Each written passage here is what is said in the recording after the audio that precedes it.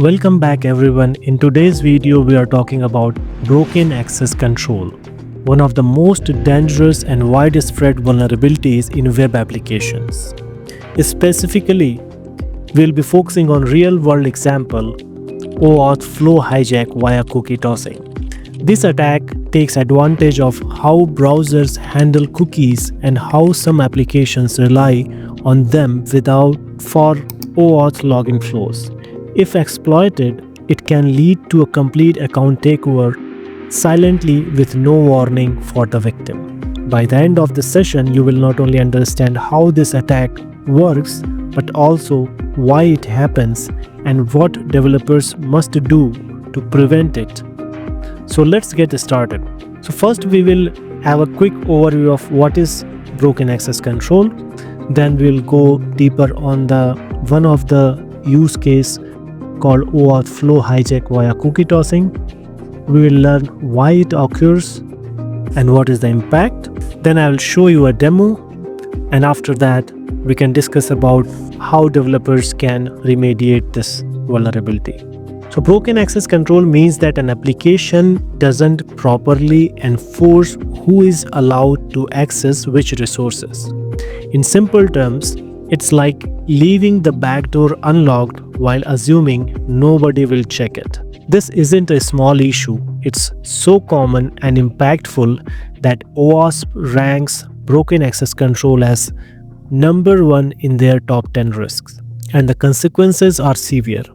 Think about it, if an attacker can bypass access control, they can view or modify data, escalate their privileges to admin, or even hijack user sessions.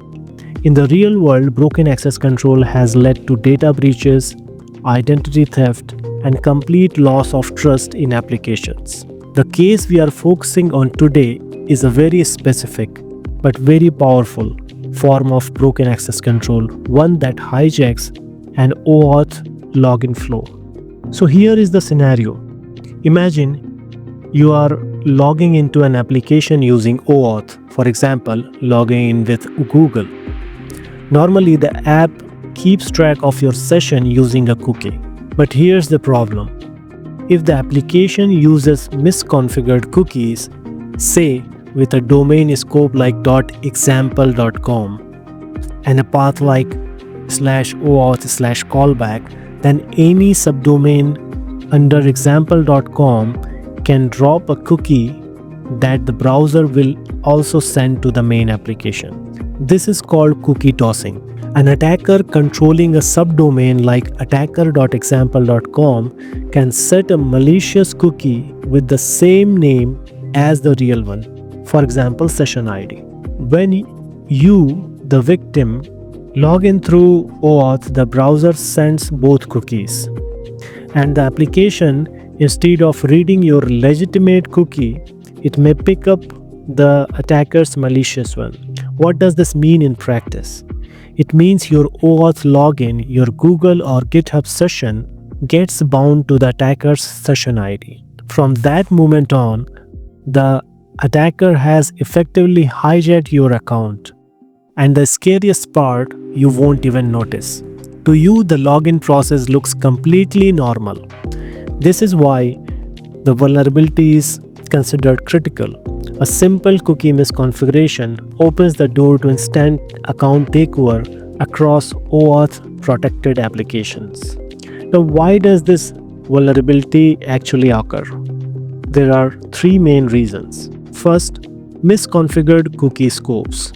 Developers often set cookies with domain equal to example.com and specific path values. This means that all subdomains can set cookies that affect the main application. Second, browser behavior. Browsers don't know which cookie is the real one. If multiple cookies share the same name, the browser just sends them all, and the application ends up choosing the wrong one. And the third, coding oversights. Many developers rely on cookies to store sensitive OAuth state information without realizing how easily those cookies can be manipulated. So the vulnerability isn't caused by some exotic exploit, is the result of small misconfigurations combined with how browsers handle cookies by default. Let's talk about the impact. This attack allows for complete account takeover of any user logging into the application with OAuth. Think about that. If your app uses Google, GitHub, or any third-party OAuth provider, an attacker could hijack that login and bind it to their own malicious session. And what makes it especially dangerous is that it's zero-click. The victim doesn't need to approve anything or even know what's happening. All they have to do is log in as usual, and their account is silently compromised. This leads to loss of identity integrity. A victim's login is bound to the wrong session. Unauthorized access. Attackers can impersonate real users indefinitely. High-value target risk. Developers, admins, or privileged accounts are especially attractive to attackers. In short, it's not just a bug, it's a critical security flaw with devastating consequences. So let's understand this by a very simple demo.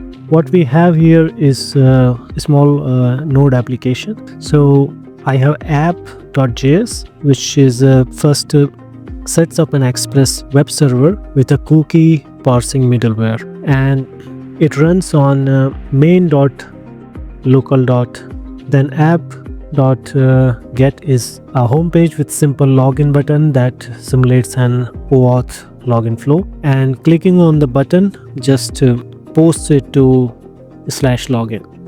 App.post login, it simulates the OAuth redirect. It immediately redirects to OAuth/callback with a dummy authentication code. App.get OAuth callback, it reads the session ID and logs it to the console. This simulates the part of a real app where the backend uses a session cookie to bind the OAuth login to a user session. What is the issue here? Issue is that it trusts where whatever session ID is sent by the browser, allowing an attacker to hijack the flow if they can set the cookie. Now let's go to attacker.js. This is also a very simple application. So it runs on the URL attacker.localtest.me, and app.get serves an HTML page with a button. This button runs document.cookie with this details. So this sets a cookie on .localtest.me scoped /OAuth/callback, even though it's triggered from a subdomain. So this is the core of attack. The attacker has the ownership of only attacker.localtest.me, but it can set the cookie for .localtest.me. Now let's go to the browser. So here are the two applications. Here is the victim, main.localtest.me, and here is the attacker.localtest.me. Now if I click login with OAuth, we can see that cookie is set to none, and we can check it in the DevTools. But now if I go to attacker.localtest.me and I do the toss malicious cookie, and then I go back and log in with OAuth, we can see that the cookie of the victim is coming from attacker.localtest.me. So instead of using the user's own session ID, the app used the attacker's injected cookie, binding the OAuth flow to the wrong user. This proves that the session was hijacked using the attacker's cookie, even though the user was logged in under their own account. If this were a real-world OAuth provider like GitHub or Google, the user would unknowingly connect their account to the attacker's session. That's a full account takeover with no alerts and no friction. So now that we have seen the attack, how can developers defend against it? The first and most important step is to use host prefixed cookies. These cookies are special. They must be set from a secure origin, can't include a domain attribute, and must have a path of /. That means subdomains cannot override them. Second, don't allow domain-wide cookies. For session tracking, if you write domain equal to .example.com, you are effectively inviting any subdomain to interfere with your cookies. Third, always set strong cookie attributes. Secure, so cookies are only sent over HTTPS, HTTP only, so they are not accessible to JavaScript, and same site to protect against cross-site request forgery and cross-domain abuse. Finally, validate the session on the backend. Don't rely solely on cookies provided by the client. The server should detect anomalies like a session suddenly switching between users and reject them. And in some cases, the best approach is to move away from cookie-based state tracking entirely. Instead, store OAuth state on the server side and pass references back and forth so that no client-controlled cookie can be manipulated to hijack the flow. Now here are the bad and good example of how this can be done. First one is the insecure way the cookie was being set. Notice the domain and path attributes. This allows any subdomain to set a cookie that affects the OAuth callback endpoint. Now here's the secure version. The host prefix means no domain attribute allowed, path must be / and must be secure. This single change completely blocks cookie tossing attacks. So the takeaway is simple. Don't just set cookies casually, configure them properly. Small misconfigurations like this can lead to catastrophic consequences. To wrap up, we looked at a real-world example of broken access control in the form of OAuth flow hijack via cookie tossing. The key lesson here is that tiny configuration mistakes can create massive security holes. Something as simple as cookie attribute can decide whether your app is secure or completely compromised. Thanks for watching, and if you found this helpful, don't forget to subscribe for more deep dive breakdowns of real world vulnerabilities and how to defend against them.